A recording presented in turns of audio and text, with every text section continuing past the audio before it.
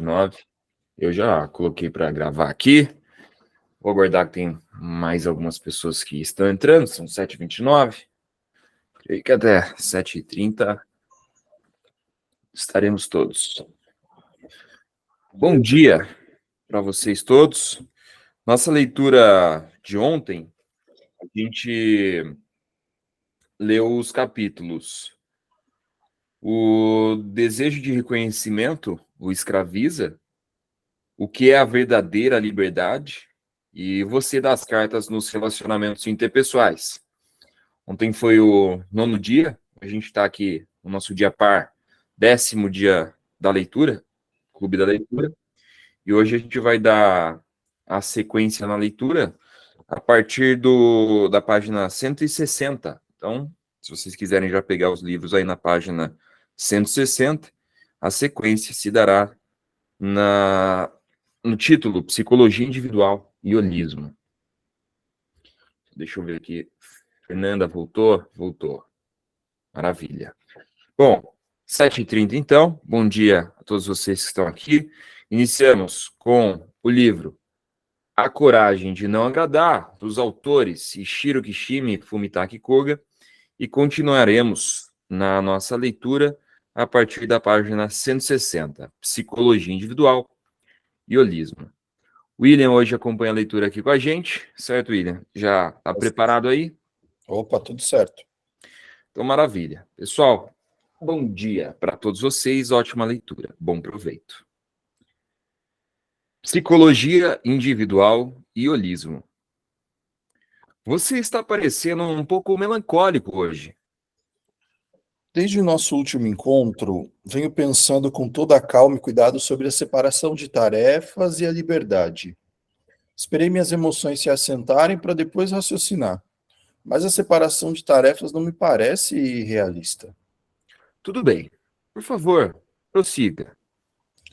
Separar tarefas é basicamente uma ideia que se resume em definir um limite e dizer: eu sou eu, você é você. Claro que com isso provavelmente existem menos problemas de relacionamento, mas você diria que é correto viver assim? Para mim, parece um individualismo extremamente autocentrado e equivocado. Quando vim aqui pela primeira vez, você me contou que a psicologia adleriana é também chamada de psicologia individual. Esse termo vem me incomodando faz algum tempo, mas afinal descobri o porquê. O que você está chamando de psicologia adleriana ou psicologia individual é essencialmente um estudo de um individualismo que leva as pessoas ao isolamento. O termo psicologia individual, criado por Adler, de fato, tem certos aspectos que podem levar a uma compreensão errada. Explico. Em primeiro lugar, etimologicamente falando, a palavra individual tem o sentido de indivisível. Indivisível? Sim, em outras palavras, é a menor unidade possível. Portanto, não pode ser decomposta. Ora, o que exatamente não pode ser dividido? Adler era contrário a qualquer tipo de sistema de valor dualista que tratasse a mente separada do corpo, a razão separada da emoção ou a mente consciente separada da inconsciente. Qual o objetivo disso? Por exemplo, você se lembra da história da estudante que me procurou porque tinha medo de corar? Por que ela desenvolveu o medo de corar? Na psicologia adleriana, os sintomas físicos não são considerados de forma separada da mente, psique. Mente e corpo são vistos como uma coisa só, indivisível. Quando a tensão se instala na mente, pode fazer braços e pernas tremerem ou o rosto enrubescer. Já o medo pode fazer o rosto empalidecer, e assim por diante. Bem, com certeza, partes da mente e do corpo estão ligadas. O mesmo vale para a razão e emoção, e para a mente consciente e a inconsciente. Uma pessoa normalmente controlada não espera surtar e começar a gritar com alguém. Não somos acometidos por emoções que existem independentemente de nós. Cada um de nós é um todo unificado. Não, não é verdade. É exatamente por termos a capacidade de ver mente, corpo, razão e emoção, mente consciente e inconsciente, como coisas distintas, que obtemos uma compreensão correta das pessoas. Isso não é um fato? Claro que mente e corpo são coisas separadas, que razão e emoção são diferentes, e que tanto a mente consciente como a inconsciente, elas existem. Mas quando alguém tem um acesso e berra com outra pessoa, é o eu como um todo, que está optando por berrar. Ninguém pensaria que emoções que existem independentemente, ou seja, sem relação com as outras intenções, podem produzir a voz que berra. Quando separamos o eu da emoção e dizemos foi a emoção que me fez fazer isto, ou a emoção tomou conta de mim e não pude evitar, esse pensamento rapidamente se torna uma mentira da vida. Você está se referindo à ocasião que eu berrei com o garçom, não está? Sim, a visão do ser humano como um eu como um todo, um ser indivisível, que não pode ser decomposto, é chamada de holismo. Certo. Mas eu não estava pedindo uma teoria acadêmica para uma definição do indivíduo. Veja bem, se você levar a psicologia adleriana na sua conclusão lógica, ela consiste basicamente em dizer eu sou eu, você é você, levando as pessoas ao isolamento. A ideia é eu não vou interferir nas suas coisas, portanto não interfira nas minhas, e vamos continuar vivendo como bem entendermos. Por favor, diga sinceramente o que acha desse ponto. Você compreende o princípio básico da psicologia adleriana, que diz que todos os problemas têm base nos relacionamentos interpessoais, certo? Compreendo a ideia da não interferência nos relacionamentos, ou seja, a separação das tarefas. Provavelmente surgiu para resolver esses problemas. No nosso último encontro, acho que falei que para formar bons relacionamentos é preciso manter certo grau de distanciamento. Embora as pessoas que se aproximam demais acabem sem conseguir sequer falar, também não é bom se afastar muito. Não pense que a separação de tarefas pretende afastar as pessoas. Pelo contrário, enxergue como uma forma de pensar que permite desembaraçar os fios complexos dos nossos relacionamentos. Desembaraçar os fios. Exatamente. Nesse momento, nossos fios estão embaraçados, nos de outras pessoas.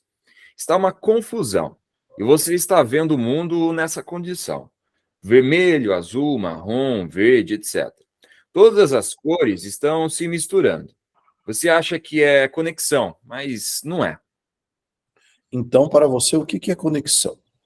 Da última vez, falei da separação de tarefas como uma receita para resolver os problemas de relacionamentos interpessoais. Mas eles não acabam só porque você separou as tarefas. A separação de tarefas é, na verdade, o ponto de partida para as relações. Hoje vamos aprofundar a discussão abordando como os relacionamentos interpessoais são vistos na psicologia adleriana e considerando que tipo de relacionamento devemos formar com os outros.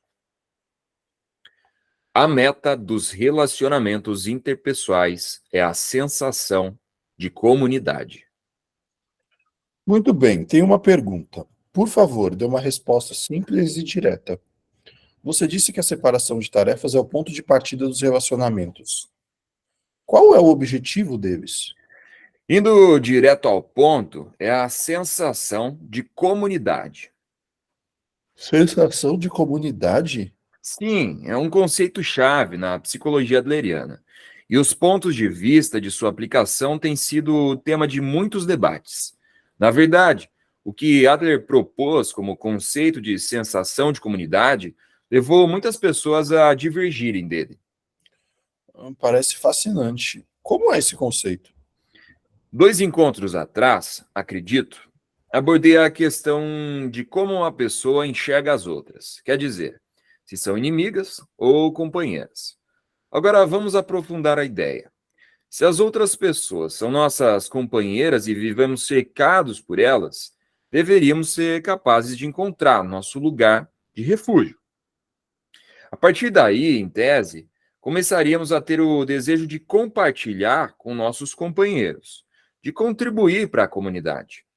A sensação de ter os outros como companheiros, a consciência de termos nosso refúgio, é chamada de sensação de comunidade. Mas para qual parte disso está aberta a debate? Parece um ponto quase irrefutável. A questão é a comunidade. Em que ela consiste? Quando você ouve a palavra comunidade, quais imagens lhe vêm à mente? Existem referências como nosso lar, escola, escritório, a sociedade local. Quando Adler se refere à comunidade, vai além do lar, da escola, do ambiente de trabalho e da sociedade local. O conceito é mais abrangente, inclui não apenas nações e toda a humanidade, mas todo o eixo do tempo, do passado ao futuro. Inclui também plantas, animais e até objetos inanimados. Hã? Em outras palavras, ele defende que comunidade não é meramente um desses referenciais que a palavra pode trazer à mente, mas se estende a literalmente tudo, o universo inteiro, do passado ao futuro. Agora você me deixou confuso. O universo, passado e futuro, do que você está falando? A maioria das pessoas que ouvem o que eu acabei de dizer tem as mesmas dúvidas. Não é algo fácil de compreender. O próprio Adler reconheceu que a comunidade que estava defendendo era um ideal inalcançável. Que desconcertante, hein? Que tal inverter? Você compreende e aceita essa sensação de comunidade, ou seja lá o que isso for, que inclui o universo inteiro? Eu tento, porque acho que não dá para entender bem a psicologia adleriana sem compreender esse ponto. Tudo bem, então. Como venho dizendo o tempo todo, a psicologia adleriana sustenta que todos os problemas têm base nos relacionamentos interpessoais. Eles são a fonte da infelicidade. E podemos dizer o inverso: os relacionamentos são a fonte da felicidade. Nisso eu concordo. Além do mais, a sensação de comunidade é o que mais importa para alcançar a felicidade nos relacionamentos interpessoais. Continue. A sensação de comunidade também é chamada de interesse social, ou seja, interesse pela sociedade. Agora eu tenho uma pergunta. Sabe qual a menor unidade da sociedade do ponto de vista da sociologia? A menor unidade da sociedade, eu diria que é a família. Não é você e eu. Quando duas pessoas estão juntas, a sociedade emerge na presença delas. E a comunidade emerge ali também. Para compreender a sensação de comunidade a que Adler se refere, é aconselhável usar você e eu como ponto de partida. E o que você faz tendo isso como ponto de partida? Você faz a mudança do apego ao eu, o autointeresse, para a preocupação com outros, o interesse social. Apego ao eu? Preocupação com os outros? Do que você está falando? Porque só me interesso por mim mesmo. Bem, vejamos essa questão de maneira mais concreta. Para que tudo fique mais claro, em vez da expressão apego ao eu vou usar a palavra autocentrado. Na sua opinião, que tipo de pessoa é um indivíduo autocentrado? Acho que a primeira coisa que me vem à mente é o tipo de pessoa que age como tirano. Alguém dominador, que não está nem aí, nem se incomoda com os outros, só pensa em coisas do seu próprio proveito. Acha que o mundo gira em torno dele e se comporta como um ditador que governa com força e autoridade. É o tipo de pessoa que vive criando problemas para todos à sua volta.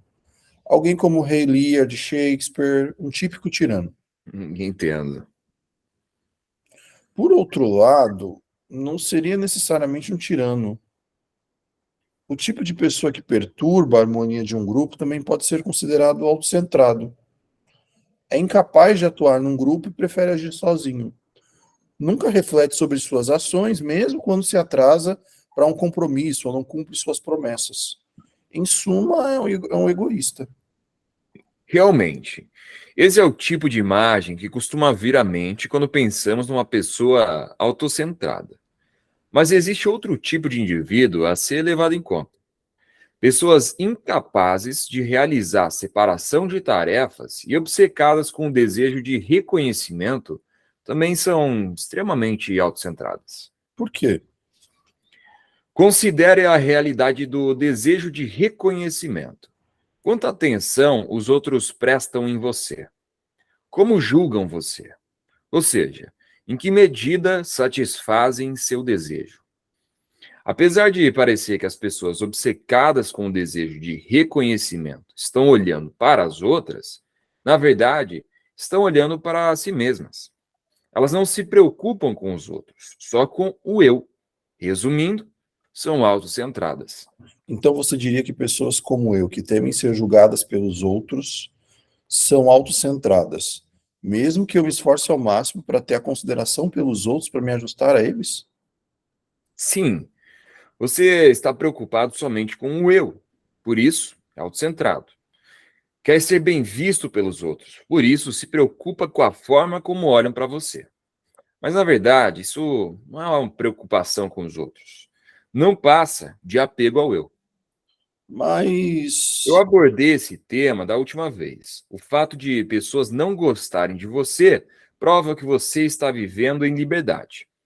Você pode achar que algo nisso parece autocentrado, mas parece que entendeu uma coisa a partir da discussão de hoje.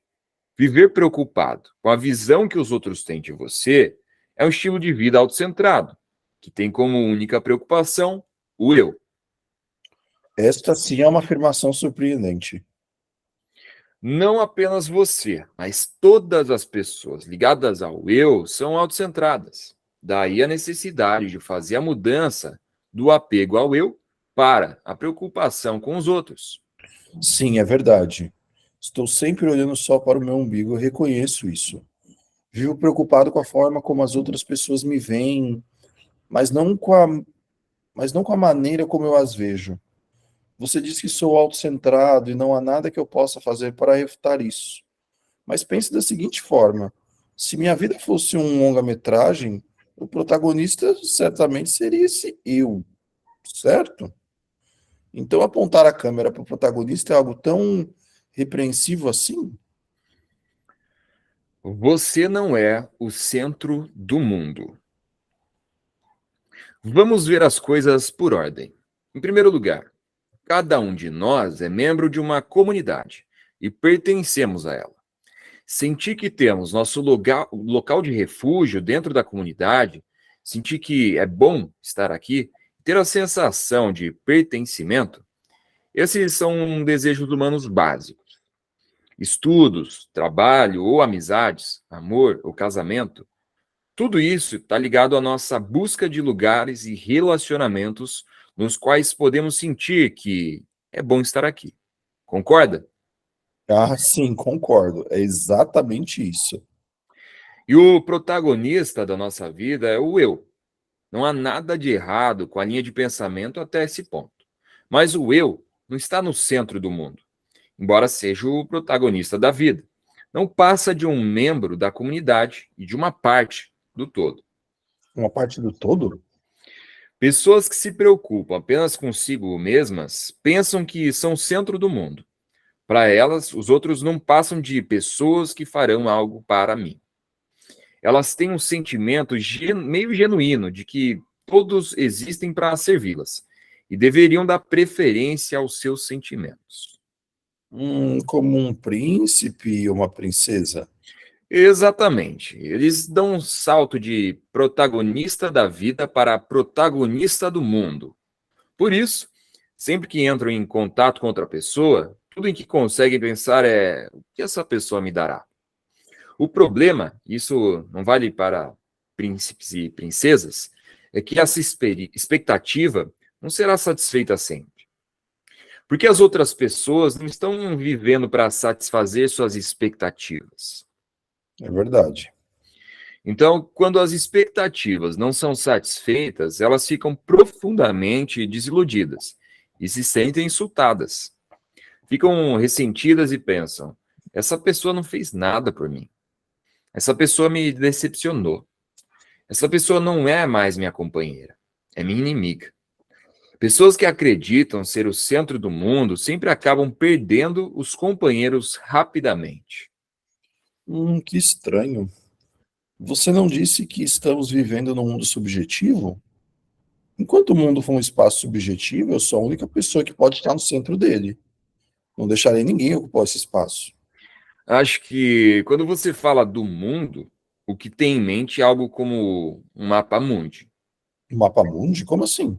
Por exemplo, no mapa mundi adotado na França, as Américas estão localizadas no lado esquerdo e a Ásia no lado direito. Europa e França são representadas no centro do mapa, claro. O mapa mundi chinês, por outro lado, mostra as Américas no lado direito e a Europa no lado esquerdo. O francês que ouvir o mapa mundi chinês provavelmente terá uma sensação de incongruência difícil de descrever, como se tivesse sido justamente empurrado para a margem ou eliminado do mundo arbitrariamente. Sim, entendo seu argumento. Mas o que acontece quando um globo é usado para representar o mundo? Porque, como um globo, você pode observar o mundo com a França, a China, até o Brasil no centro, se quiser. Todo lugar é central e, ao mesmo tempo, nenhum lugar é. O globo pode ter um número infinito de centros, conforme a localização e o ângulo de visão do observador. Essa é a natureza de um globo. É verdade.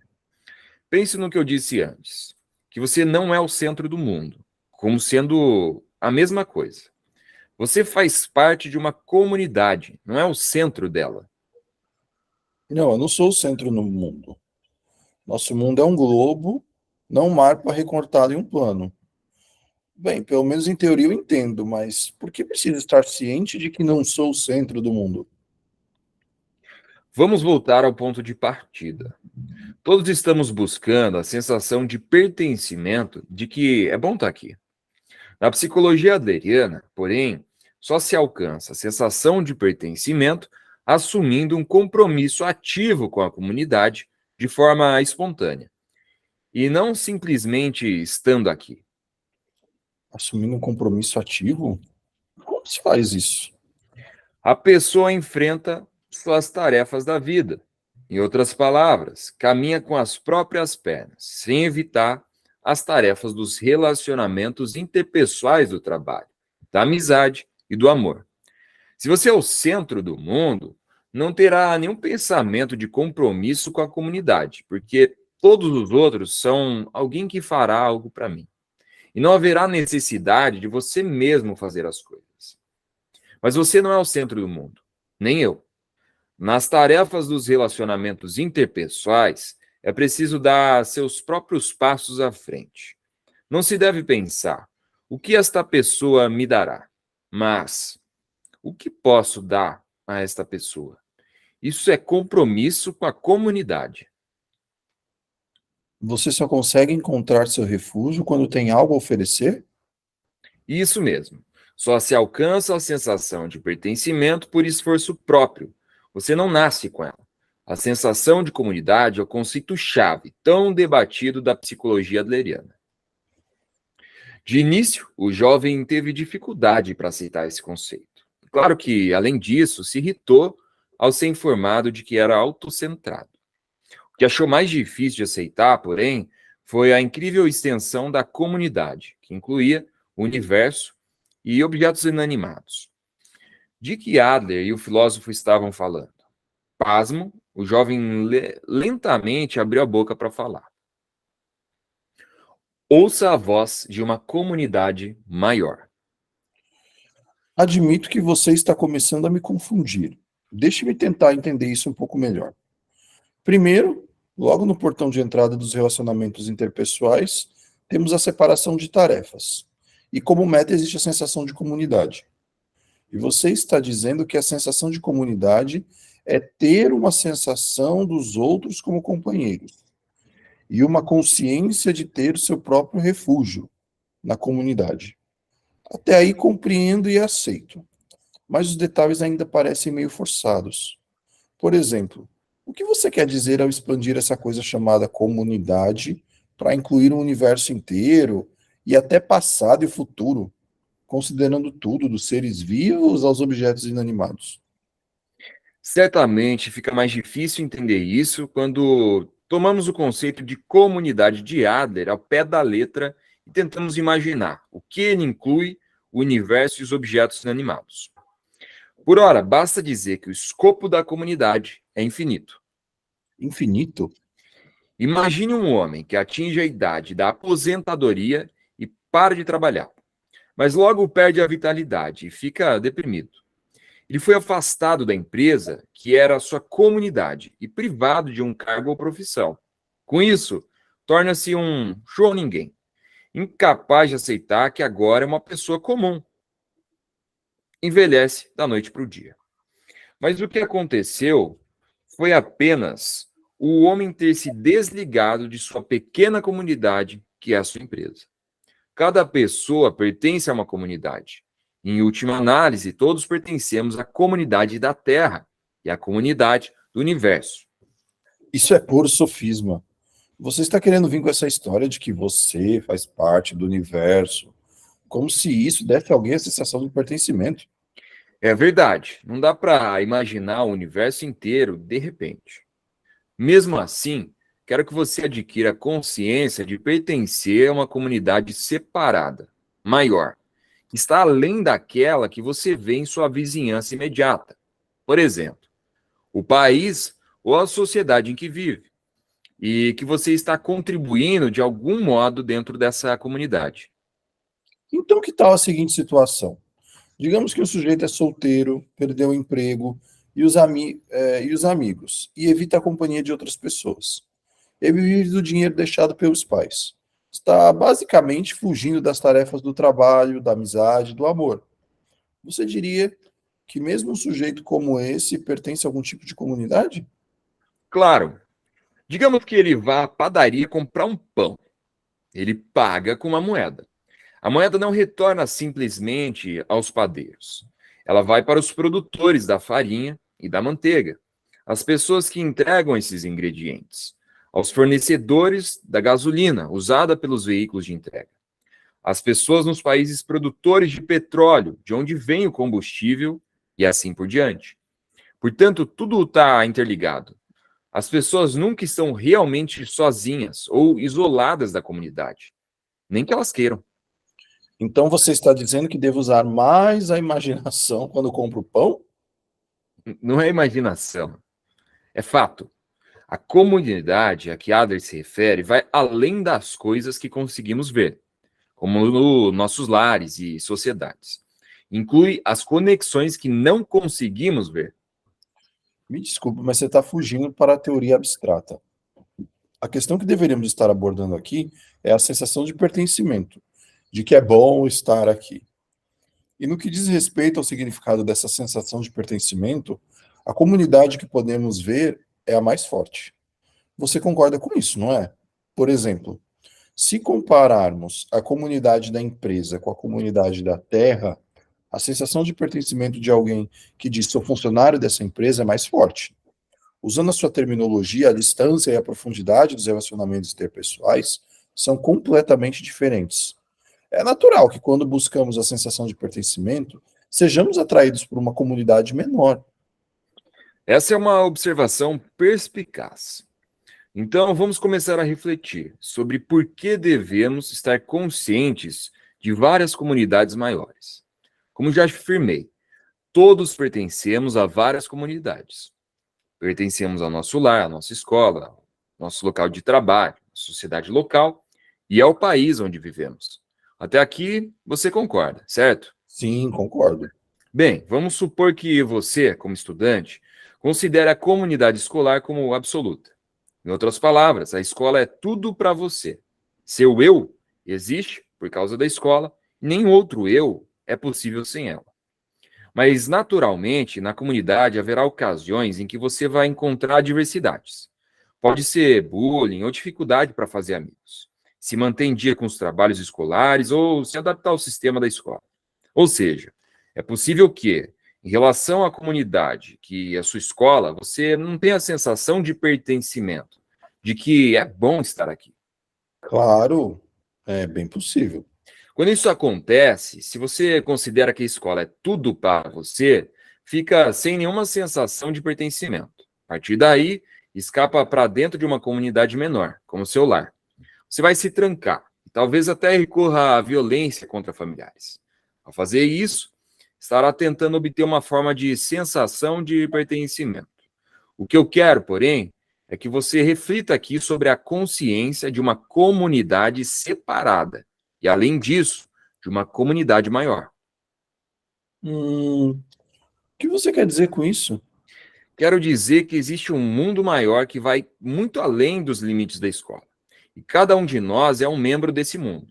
Se não existe um local de refúgio onde você estuda, você deve procurar um refúgio diferente, fora dos muros da escola. Você pode mudar de escola.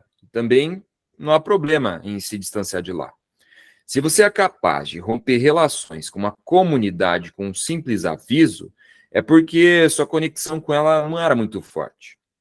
Quando você descobre como o mundo é grande, vê que tudo de ruim que viveu na escola não passa de tempestade em copo d'água. No momento em que você sai do copo d'água, a tempestade furiosa desaparece e o que resta é uma brisa suave. Você está dizendo que enquanto eu permanecer no copo d'água, não terá nenhuma chance fora dele. Se trancar no quarto equivale a permanecer no copo d'água. É como se você estivesse se entrincheirando em um pequeno abrigo. Por um tempo você pode até esperar a chuva passar, mas a tempestade vai continuar com força total. Bem, talvez em teoria, mas é difícil cortar o laço. Tomar a decisão de se afastar da escola não é uma tarefa fácil. Tem toda a razão. Não é nada fácil. Por isso eu quero que você memorize um princípio de conduta. Quando surgem dificuldades nos relacionamentos, ou quando não conseguimos, mas enxergar uma saída, devemos levar em conta, em primeiro lugar, o princípio que diz: ouça a voz da comunidade maior. A voz da comunidade maior? Se for uma escola, não julgue as coisas com o senso comum da comunidade que é a escola. Em vez disso, siga o senso comum de uma comunidade maior. Ora, digamos que você está na escola e seu professor tem se comportado de forma autoritária. A questão é que o poder da autoridade que seu professor exerce não passa de um aspecto do senso comum, que funciona somente dentro da pequena comunidade que é a escola. Do ponto de vista da comunidade que é a sociedade humana, tanto você quanto seu professor são seres humanos iguais. Se você está recebendo exigências absurdas dele, é legítimo contestá-las diretamente. Mas é bem difícil contestá-las quando o professor está bem na minha frente. Nem um pouco. Embora este possa ser considerado um relacionamento você e eu, se ele pode sucumbir só porque você faz uma objeção, não é o tipo de relacionamento que você deva sequer iniciar. Nesse caso, romper é legítimo. Se você tem medo de seus relacionamentos desmoronarem, é porque está vivendo sem liberdade, está vivendo para outras pessoas. Você está recomendando escolher a liberdade ao mesmo tempo que tem uma sensação de comunidade? Sim, claro. Não se apegue à pequena comunidade diante do seu nariz. Sempre haverá mais você e eu, mais todo mundo. Comunidades maiores. Pessoal, estendi 2 minutos aqui hoje para que a gente pudesse avançar nesse tópico, né, da comunidade. Interrompemos a nossa leitura aqui na página 180. A partir de amanhã, 7h30 da manhã até as 8, continuaremos na página 181, no título Não Repreenda Nem Elogie. Vamos ver o que vem pela frente. Aqui o texto já foi bem reflexivo, com um assunto bem pertinente, que é o senso de comunidade e os relacionamentos novamente. Eu vou abrir aqui para que vocês possam compartilhar suas reflexões e os seus insights durante essa leitura. Quem quiser, só levantar a mãozinha aqui, como vocês já sabem que tem no Google, para entrar numa fila, ou não estou a fim de aparecer, Yuri, posso falar no chat ali, sem problema algum, a gente lê também, se você tiver algum comentário no chat. Valendo, vou tomar uma aguinha.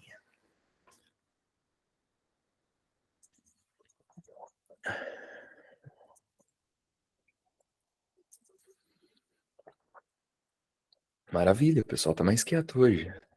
A leitura tem aprofundado, né? E as pessoas estão mais reflexivas. Eu vou fazer o seguinte, eu vou falar então um insight, uma reflexão que durante a leitura... Olha lá, Margot levantou a mãozinha. Vou deixar ela falar e depois eu passo. Abaixei tua mão, pode falar aí, Margot, fique à vontade. Bom dia, bom dia. Um aspecto aqui que eu salientei um pouco mais é quando ele fala assim: quando as expectativas não são satisfeitas, elas ficam profundamente desiludidas e se sentem insultadas, ou seja, nós nos sentimos. A partir do momento que eu estou na relação e eu espero que o outro me dê algo, né, eu vou sempre criar, ou normalmente eu vou criar uma expectativa. E essa expectativa ela não vai ser correspondida. E aí eu me firo, eu sofro, né? Porque isso não é possível do outro corresponder. Se todos nós estivermos ligados ao meu eu somente como egoísmo, né? E não tendo compromisso com a comunidade, eu vou me sentir insatisfeito e frustrado. E aí ele coloca assim, na teoria de Adler, né, que só se alcança a sensação de pertencimento por esforço próprio. Não nascemos com ela, não nascemos com essa sensação de pertencimento. E nós confundimos sensação de pertencimento com sentirmos-nos amados, reconhecidos, né, incluídos na vida do outro. E que esse compromisso com a comunidade, ele deve partir do que eu posso dar a outra pessoa, e não o contrário, que essa pessoa pode me dar. Né? E é bem difícil, é um trabalho bem difícil, bem complexo, né? Que aliás, algumas religiões têm colocado isso como uma prática, o doer, né? E eu aprendi aprendi com um psiquiatra chamado Wilson, que nós muitas vezes temos que trocar o doer pelo doar, ou seja, quando nós saímos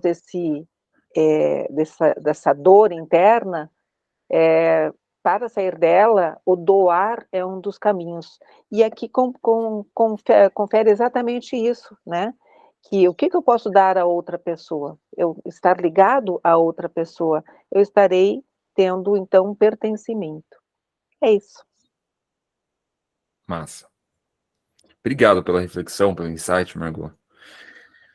Quando eu estava pensando aqui, principalmente na leitura sobre comunidade, me veio o insight de que hoje, diferentemente do passado, a gente tem muito mais ferramentas que propiciam para que a gente possa construir comunidades. Esse é um ponto. Em conjunto a esse ponto, se a gente levar em consideração as pessoas como elas são, a gente vai entender que a maioria das pessoas não conseguem formar uma comunidade porque elas querem ganhar algo antes de perguntar o que eu posso entregar que agregue valor a essa comunidade.